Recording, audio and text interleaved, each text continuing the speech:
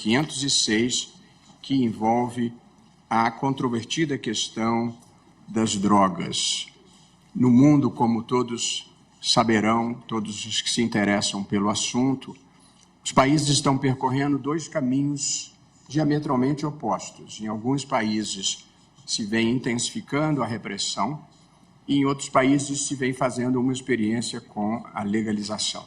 Esse é um debate muito importante que precisa ser feito no Brasil. Porém, queria deixar claro que não é isso que nós estamos fazendo aqui. Não está em discussão hoje no Supremo Tribunal Federal, minimamente, a questão da legalização de drogas. Essa é uma compreensão equivocada que foi difundida, às vezes por desconhecimento e às vezes intencionalmente, e eu, portanto, gostaria, inclusive em deferência às muitas pessoas, parlamentares e pessoas da sociedade civil que me procuraram, gostaria de fazer, antes de iniciar o julgamento com o voto do ministro André Mendonça, que ouviremos todos com interesse e atenção, eu gostaria de prestar o esclarecimento devido e fiz por escrito, porque gostaria de ser absolutamente preciso para nós desfazermos os mal-entendidos e as incompreensões acerca dessa matéria e do papel que o Supremo desempenha. Está em discussão o artigo 28 do Código da Lei de Drogas, que diz o seguinte: quem adquirir, guardar, tiver em depósito, transportar ou trouxer consigo para consumo pessoal, essa é a expressão-chave aqui, drogas sem autorização ou em desacordo com determinação legal ou regulamentar, será submetido às seguintes penas. 1. Advertência sobre os efeitos das drogas. 2. Prestação de serviços à comunidade. 3. Medida educativa de comparecimento a programa ou curso educativo. Isso é o que diz a lei, o artigo 28 da Lei de Drogas que nós estamos aqui discutindo. A Lei de Drogas não prevê pena de prisão para quem porte drogas para consumo pessoal. Não é o Supremo Tribunal Federal que está fazendo isso. É a própria lei aprovada de longa data pelo Congresso Nacional, uma lei que vige desde 2006. Portanto, a legislação brasileira não prevê pena de prisão para o usuário de drogas. Legislação aprovada pelo Congresso, sancionada pelo Presidente da República e em vigor. Prestado este esclarecimento quanto ao objeto do que nós estamos discutindo, eu presto, além disso, os seguintes esclarecimentos. No recurso extraordinário em julgamento, o Supremo Tribunal Federal se depara com duas questões. Em primeiro lugar, está em discussão se, após a despenalização realizada pelo Congresso Nacional, despenalização significando que não tem pena de prisão, o porte de maconha para uso pessoal, essa é a primeira questão, deve ser tratado como crime, punido com medidas penais, ou como um ilícito a ser desestimulado com sanções administrativas, como essas que eu acabo de ler e que constam do artigo 28. Não se trata, portanto, de legalização. O consumo de drogas ilícitas no Brasil continuará a ser ilegal. As drogas não estão sendo nem serão liberadas no país por decisão do Supremo Tribunal Federal. Legalizar é uma definição que cabe ao Poder Legislativo e não ao Poder Judiciário. A segunda questão, e que nós todos estamos considerando como a questão central aqui, é definir um critério objetivo para auxiliar os policiais e todos os integrantes do sistema de justiça, juízes, promotores, procuradores, para auxiliar esse segmento a diferenciar o usuário do traficante. Isso porque o tráfico de drogas é crime e continua a ser crime sancionado com a pena de prisão. Mas se nós não definirmos uma quantidade de maconha, que é o caso concreto, que deve ser considerada como de uso pessoal, essa definição continuará nas mãos da autoridade policial em cada caso. Portanto, se foi despenalizado o consumo pessoal e se continua penalizado o tráfico, é preciso ter um critério que distinga uma coisa da outra. Esse filme, o filme da subsistência da não distinção clara do que é tráfico e do que é consumo, nós já assistimos e sabemos quem morre no final. O homem negro e pobre, que porta 10 gramas de maconha, vai ser considerado traficante e enviado para a prisão. Já o homem branco, de bairro nobre, com 100 gramas da droga, será considerado usuário e liberado. Portanto, o que está em jogo aqui é evitar a aplicação desigual da lei em razão da cor e das condições sociais e econômicas do usuário. E isso é uma tarefa do Poder Judiciário. E o ministro Alexandre de Moraes, no seu voto, demonstrou empiricamente o que todos nós sabíamos intuitivamente, da diferença com que se tratam as pessoas nos bairros afluentes e nos bairros da periferia. Gostaria de acrescentar, em respeito e muita consideração às pessoas que me procuraram, sobretudo os parlamentares, que recebi ontem representantes das bancadas parlamentares, evangélica e católica, que registraram sua contrariedade com a legalização das drogas e pediram o adiamento do julgamento. Além de me dispor a ter novas rodadas de discussão com os parlamentares, me comprometi a desfazer, neste julgamento, a má compreensão e a desinformação sobre o tema. E cumprindo a palavra que assumi com eles, é o que eu estou fazendo agora. Portanto, esclareço que o que está sendo decidido aqui não é a liberação das drogas, não é a legalização. Droga é ruim e o tráfico de drogas deve ser combatido. Agora, a lei definiu que o usuário não vai para a prisão. Por isso, é preciso que o judiciário diga a quantidade de drogas compatível com o uso para evitar a discriminação de pretos e pobres. Portanto, é disso que nós estamos tratando aqui. Basicamente, essencialmente, definir qual é a quantidade de drogas que deve ser considerada como regra geral, não absoluta, que depende das condições concretas, mas que, como regra geral, deve ser considerado tráfico e qual a quantidade que não será considerada como tráfico.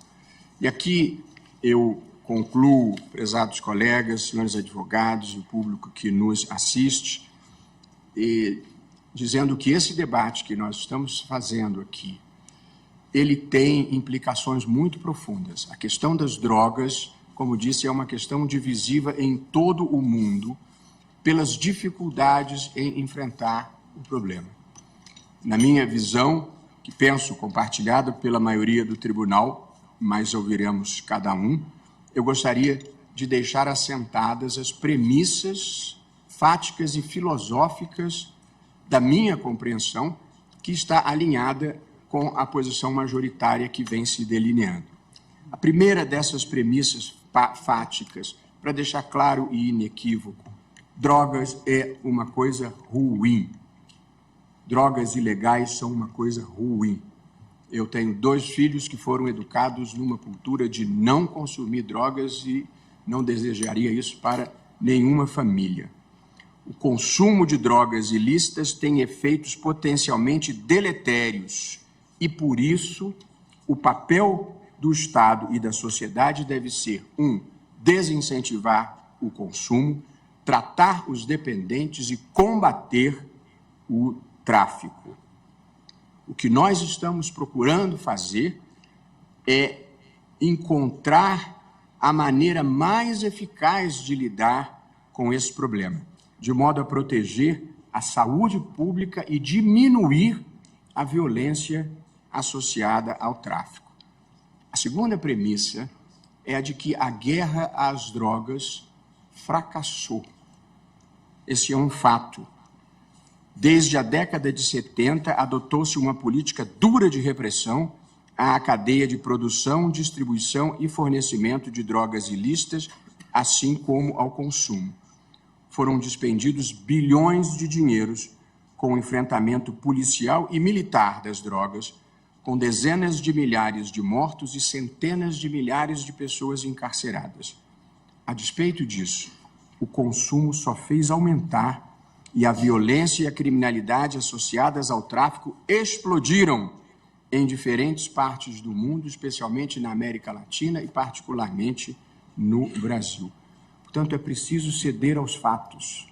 O que nós estamos fazendo não está dando certo.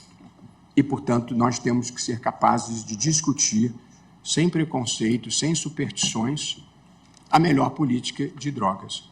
Seja quem defenda a repressão, seja quem defenda a legalização, a premissa de que não está funcionando, ela é elementar e constatável a olho nu. E, portanto, precisamos fazer um debate aberto e corajoso sobre a melhor forma de lidar com esse problema.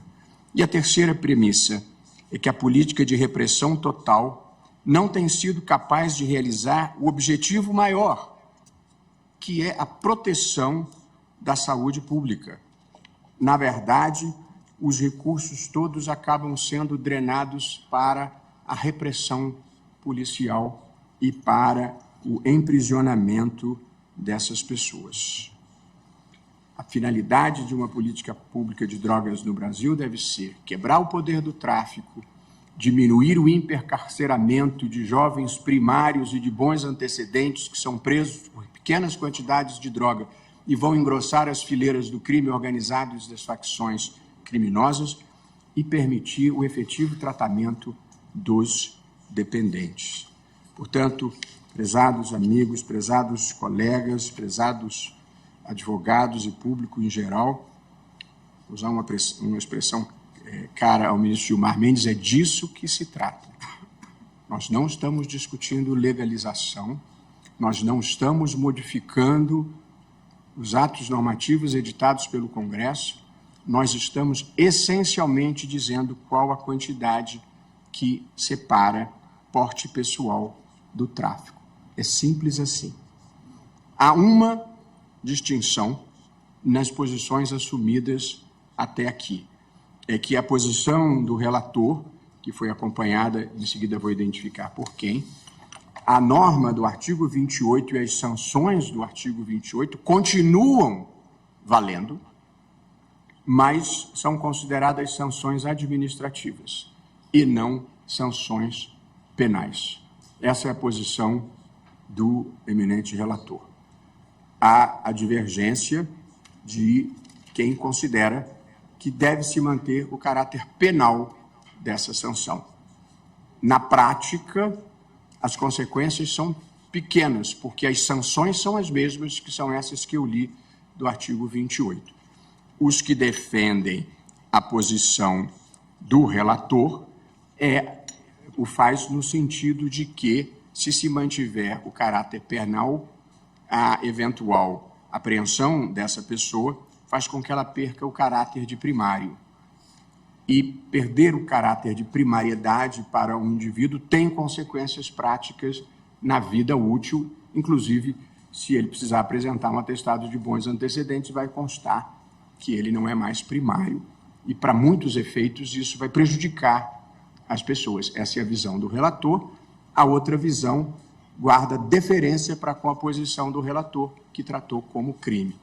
Mas, no fundo, é mais uma questão terminológica do que propriamente substantiva, salvo essa consequência que eu mencionei, porque as sanções são as mesmas. Eu aqui agora apenas faço um levantamento para encaminhar a votação dos votos já manifestados. O ministro Gilmar Mendes, acompanhado pelo ministro Alexandre de Moraes e pela ministra Rosa Weber, restringe a declaração de inconstitucionalidade à substância entorpecente tratada nos autos do presente recurso, que é a cannabis sativa, portanto, a maconha. A nossa decisão se refere exclusivamente à maconha. Nós não estamos opinando sobre outras drogas. Estamos cuidando de maconha porque este é o caso concreto, uma pessoa que foi encontrada com 3 gramas de maconha. A minha posição, e o ministro Gilmar Mendes, no reajuste, propõe a fixação dos seguintes critérios quantitativos para a presunção de usuário: 60 gramas e 6 plantas fêmeas. No meu voto, que havia inaugurado essa ideia de fixação de uma quantidade, eu havia proposto, no meu voto originário, e aqui um bastidor de um órgão colegiado, eu havia proposto 100 gramas. Porém, em conversa interna com o ministro querido Celso de Mello, ele me disse: eu acompanharei se seguirmos o modelo de Portugal, que é 25 gramas. E, portanto, nas circunstâncias de um órgão colegiado, para ter o apoio do ministro Celso de Mello, que era muito importante, o meu voto formal constou 25 gramas. Mas eu agora, nesse momento, reajusto para me alinhar à posição que tem a adesão do relator, do ministro Alexandre, e da ministra Rosa Weber, e agora a minha adesão. O ministro Luiz Edson Fachin também restringiu a maconha, na verdade foi quem iniciou o encaminhamento de restringir a maconha, mas no seu voto inicial não havia fixado uma quantidade, entendendo que esse era um papel do Congresso Nacional. E o ministro Cristiano Zanin adotou a quantidade do meu voto originário, que era 25 gramas e 6 plantas fêmeas, mas manteve o caráter penal do artigo 28.